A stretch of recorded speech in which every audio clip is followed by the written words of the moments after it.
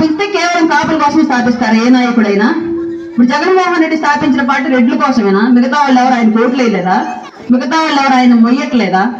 దీని గురించి ప్రజలు ఆలోచిస్తారేమో, నా మొహాన్ని ఉమ్మేస్తారేమో, మరి కులం ఇంత బాహాటంగా మాట్లాడతారు. కనీసపు జ్ఞానం కూడా జగన్మోహన్ రెడ్డికి లేకుండా ప్రజలని మోసగించి నేను ఇది చేశాను, దీనివల్ల మీకు లబ్ధి జరిగింది, దీనివల్ల మీకు ఈ అభివృద్ధి మీ గ్రామాల్లో, మీ మండలాల్లో, మీ పట్టణాల్లో కనిపించిందని చెప్పుకోవడం మానేసి తను ఏమీ చెయ్యలేదు కాబట్టి పవన్ కళ్యాణ్ గారి పెళ్లిళ్ళ గురించి, పవన్ కళ్యాణ్ గారు పెట్టుకున్న పొత్తుల గురించి, కాపుల గురించి కేవలం కులం మాత్రమే ప్రస్తావించి మాట్లాడుతూ ప్రజలను మోసం చేస్తున్నాడు.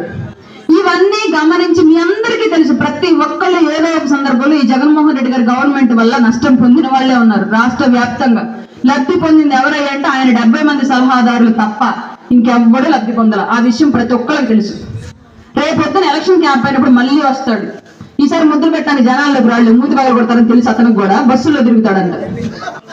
బస్సుల్ని టైర్లు గాలి తీస్తారు, వాళ్ళ గవర్నమెంట్ కి గాలి తీస్తారు. గుర్తుపెట్టుకోండి, ఈసారి కనుక గాలి పార్టీని గాలి కొట్టుకుపోయేలాగా రాష్ట్రం నుంచి తరిమి కొట్టకపోతే నిజంగా మనం ఏ గాలి కొట్టుకుపోతాం ఈ రాష్ట్రం నుంచి మనకే తెలియదు. ప్రతి ఒక్కళ్ళు ఈ విషయం గమనించుకొని రాబోయే రోజుల్లో ప్రజా సంక్షేమం కోసం, రాష్ట్ర అభివృద్ధి కోసం, మన పిల్లలు చదువుకుంటే ఉద్యోగాలు రావడం కోసం మనం చేలో పంట వేస్తే టైంకి పంట కొని అనుకోని ప్రకృతి విపత్తులు ఏమన్నా సంభవిస్తే మనకు నష్టపరిహారం బీమా ఇచ్చి మన ఇళ్ల ముందు రోడ్లేసి మనకి ఇచ్చిన హామీలు మన కోసం మాత్రమే నెరవేర్చే ప్రజా ప్రభుత్వం అయినటువంటి జనసేన టీడీపీ ఉమ్మడి ప్రభుత్వ అభ్యర్థికి ఓటేయండి.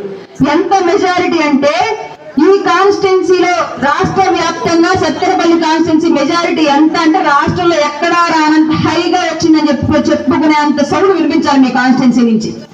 మీ అందరూ ప్రతి ఒక్కళ్ళు